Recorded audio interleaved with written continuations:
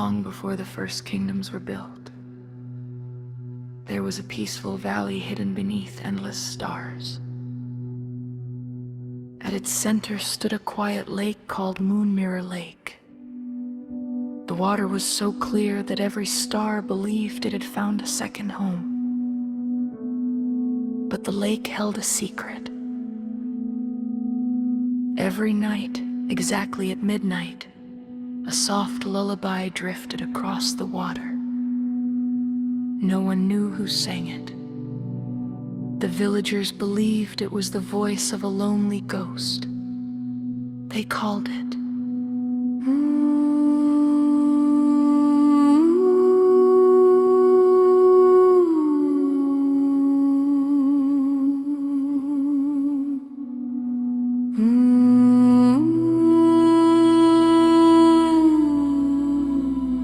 Most people stayed far away after sunset, except for a gentle 12-year-old girl named Ariak.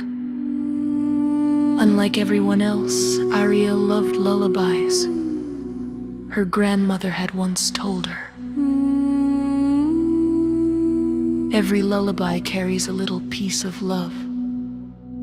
So one quiet evening, carrying only a tiny lantern, Aria walked toward Moon Mirror Lake.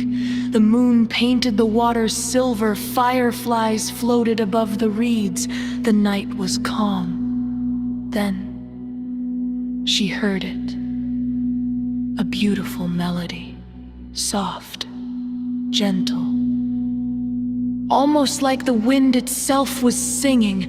Following the music, Aria reached an old wooden dock.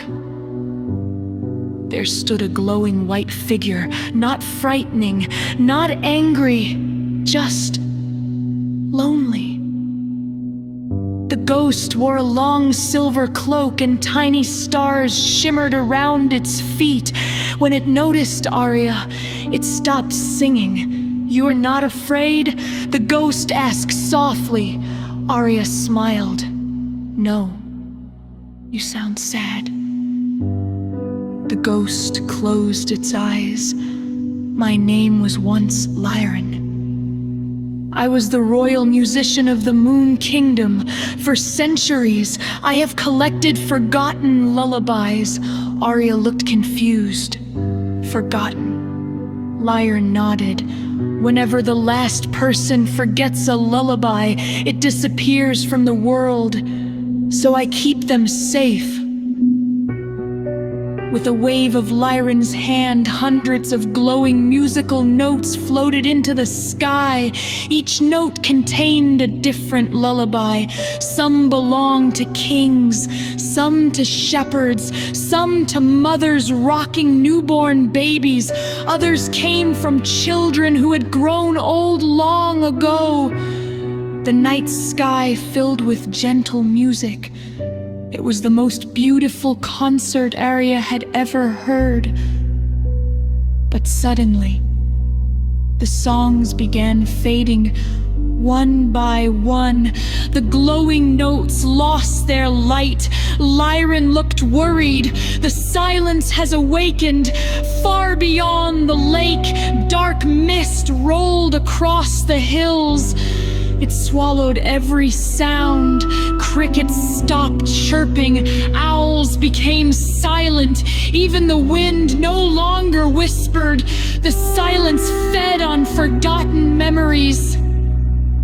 Without music, hope slowly disappeared. "We must reach the echo bell," Lyran said. "It hangs at the top of Silent Mountain. It can awaken every forgotten song." Together they crossed glowing bridges made of moonlight. They wandered through forests where trees hummed quietly in their sleep. They climbed sparkling cliffs covered in silver flowers. Along the way, tiny glowing birds joined them, carrying fragments of old melodies. At last they reached the mountain. The echo bell hung from a crystal arch, but it was covered in black vines woven from silent silence itself. Arya tried pulling the rope. Nothing happened. Lyran tried singing. Still nothing. Then Arya remembered her grandmother's favorite lullaby. She closed her eyes and sang from her heart. Her voice was small, simple. Not perfect, but full of love. The bell began to glow. Dong. Its gentle sound rolled across the mountains. The black vines disappeared. The dark mist dissolved into silver light. Suddenly, every forgotten lullaby returned. The stars twinkled in rhythm. The lake shimmered. The birds sang once more. The whole valley filled with peaceful music. Lyran smiled. My task is complete. My songs no longer need a ghost to protect them. His body slowly became thousands of tiny glowing notes. Instead of fading away, they floated into the night sky. From that evening onward, whenever parents sang a lullaby to a sleepy child, one tiny silver star sparkled just a little brighter. The villagers never heard the whispering spirit again. But they no longer feared the lake. Instead, they believed it was blessed. And on quiet nights, if you listen very carefully before falling asleep, you may hear a gentle melody carried by the breeze. Perhaps it is only the wind. Or perhaps Lyran is reminding the world that no beautiful song is ever truly forgotten.